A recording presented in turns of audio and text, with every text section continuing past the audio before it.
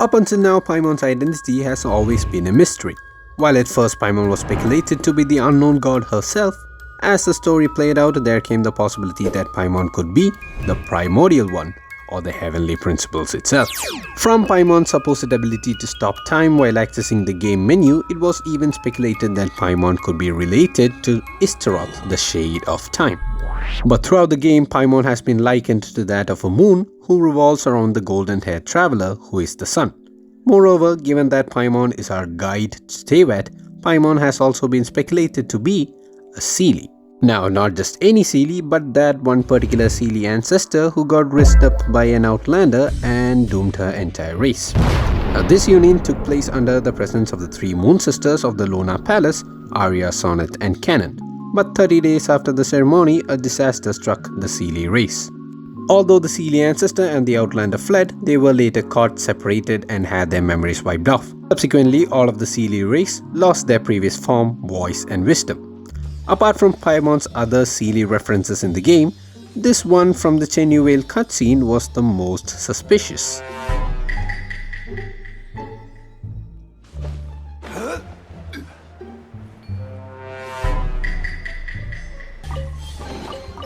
One man's stone is another man's gem. This Easter egg narrows down our assumptions to Paimon being either the Seelie ancestor or one of the three moon sisters. Although Paimon's design looks quite similar to that of a Seelie, there are some other features that quite stand out. On Paimon's cape, we can see exactly 3 moons surrounded by stars, which might be a hint to Paimon being a moon sister. The 3 moon sisters named Arya, Sonnet and Canon are all the names of particular forms of musical pieces.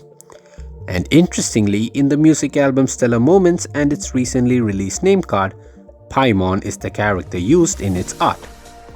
But now comes the most important question. If Paimon is indeed a moon sister, then which one is she? Is she Arya, Sonnet or Canon? According to the lore, when disaster struck the Seelie race, the 3 moon sisters turned on each other and fought to the death.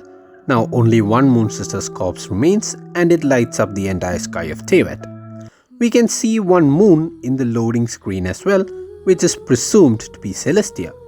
And interestingly, the music we hear in the background is called Dream Aria. The other moon could be the Welkin moon, as in the blessing of the Welkin moon. The term Welkin actually means sky or heavenly, so Welkin moon might mean sky moon or heavenly moon, and it could be the moon that we see on the night sky of Teyvat. And last but not least is the abyssal moon, which we see in the spiral abyss. Another interesting detail on Paimon's design, which has been an object of discussion for quite a long time, is the upside down triquetra. The triquetra is a holy symbol said to represent the Holy Trinity, like the Father, the Son and the Holy Spirit in Christianity, or the triple goddesses like the Moirai, which could have served as an inspiration for the Moon Sisters. It is said that the upside down version of the triquetra stands for the opposite of whatever the normal triquetra does. But since the meaning of the triquetra in Genshin isn't specified, this would be tough to decipher. However, in the card game Genius Invocation TCG, we learn of something called the Omni element, and it too uses the triquetra symbol.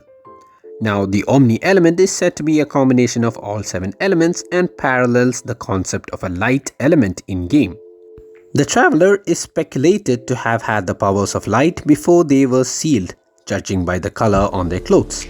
And we know that in Genshin, the light realm was also called the elemental realm. So if the light element is made up of all 7 elements, it essentially means that light is the Omni element, which means that the triquetra might be representing light itself. This would make sense because the triquetra is used all over Teyvat, and if you remember, before the primordial one arrived, there used to be only the light realm and the void realm or the abyss. So if the triquetra represents light, then the upside down triquetra represents the void or the abyss. To further add to this point, if you take a look at child skills, it too includes the upside down triquetra, especially in this particular constellation which is named Abyssal Mayhem. So does this mean that Paimon is not actually from Celestia like we thought she is, but actually from the Abyss? So this is where we focus on Canotilla's description of Paimon, where she is described as a little rainbow balloon floating in the air and that her string seems to extend upward, somewhere beyond the sky itself. We have long known that the world of Teyvat is upside down and that Teyvat's sky is a fake one. In Yoimiya's story quest, we can even see stars launching from the ground into the sky. Coming back to the Abyss, the Chinese name for Void Realm is represented using these 3 letters. But according to the Baptismal Bishop's experimental records, Void is written only using these 2.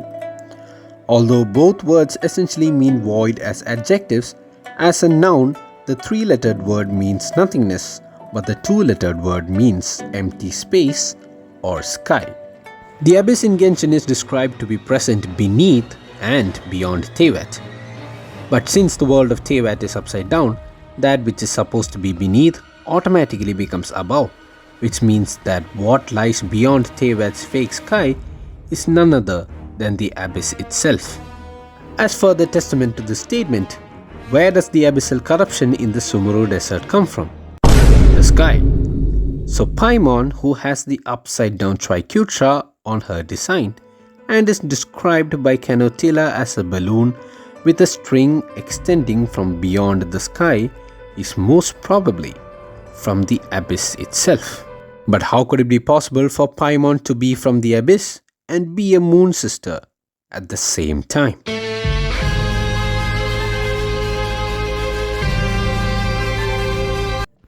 In Hindu and Buddhist cosmology, there is the concept of Trilokya, or the 3 worlds, or the 3 realms, which is employed almost everywhere, and in modern day belief as well.